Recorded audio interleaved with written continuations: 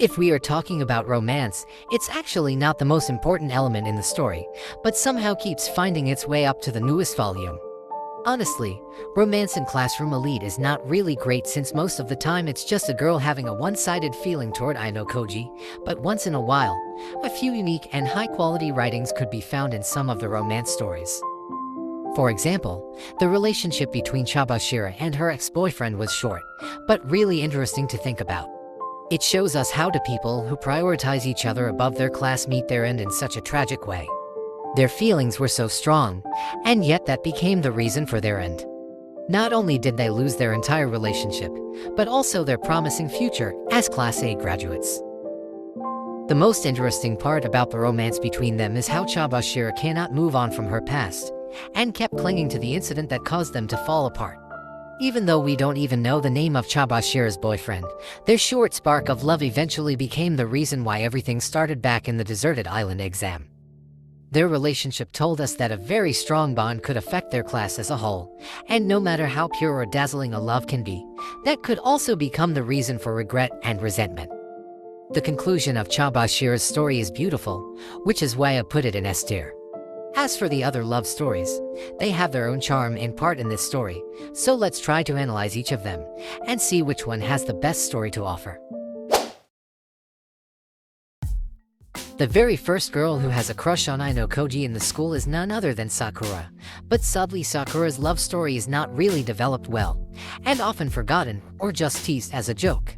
The premise of Sakura's story was simple, which is falling in love with her savior, and trying her best to overcome her shyness to be able to convey her feelings. There was honestly nothing unique about Sakura's story, and just like every girl in anime who never has the courage to confess her feelings, she lost against the newer and bolder heroine. We need to appreciate that she managed to make another 3 friends in high school, but sadly that is not really an accomplishment you can boast to your mother. However, the ending of Sakura's story gives her way more development compared to a year she wastes watching on the sidelines. Trapped by her feelings and manipulated into a corner is not really a romantic story, but Sakura's resolve to accept her fate and finally take a big step in her life was really enlightening, making me see her in a very different light. If only Ayanokoji actually loved Sakura, I think the ending of Volume 5's second year arc will be the same as Chabashira's story. So what happened to Sakura somehow made you realize that it took a really strong resolve and heartless action to graduate as Class A. And yet, despite being treated so poorly by Ayanokoji, Sakura leaves the school with a smile on her new face. Even though it's a bit late, her feeling of love definitely changes her for the better, and even after she leaves the school, she keeps fighting on her own way to prove that she will be fine even without her friends. She might be the most tragic heroine in the series, but at least she got the best ending possible that Kinugasa could give her. So, I will put her in rank A. Compared to other girls, the reason Sato fell in love was really simple and childish, which was because Ayanokoji looks cool when he's running so fast. However, funny as it was, Sato's story represents a typical high school crush without any complicated stuff or prolonged confession, but just a simple girl who falls in love and decides to go for it. The presence of Sato really brings a fresh air compared to Sakura, but sadly her story is mostly just a plot device to make Kei realize her feelings. However, the proactive type like Sato is rare in this series, and for the first time in his life, Ayanokoji needs to experience getting a girl confess to him, and experience how to reject the said feeling. Overall, Sato really brings a new experience to Ayanokoji, and forces him to think seriously about romance for the first time. Although it ended with rejection and didn't last very long, Sato paved the way for Kei to take the main stage. Her story is refreshing and fun to read, but clearly lacks impact on Ayanokoji or herself, so I will put her story in B rank. Next we got Harikita and Pseudo, because even though this pairing more or less often treated as a joke, there are a few things that need to be appreciated from their story. It all started with Pseudo who admired Harikita because she opened his eyes to reality, but the sports festival changed it from a simple high schooler crush into a more serious feeling. Pseudo is often called the character with the most growth in this series, but behind all his hard work to study and keep doing better, he's simply hoping to be a worthy man to stand beside Harikita. I think this is the best and the purest portrayal of love in this series, because most of the time falling in love is a really beautiful thing, at least if Ayanokoji is not involved. It was clearly a one-sided feeling, but there is a strange satisfaction to see Sudo grow in each volume from a delinquent on the brink of expulsion to a wonderful red-haired guy who is known by the entire school, and even famous among the teachers. However, since he is not a main character, I think we already know how their story will end long before it happens. Sudo decided to confess during the field trip to Hokkaido, where the romance atmosphere was in the peak of their high school life.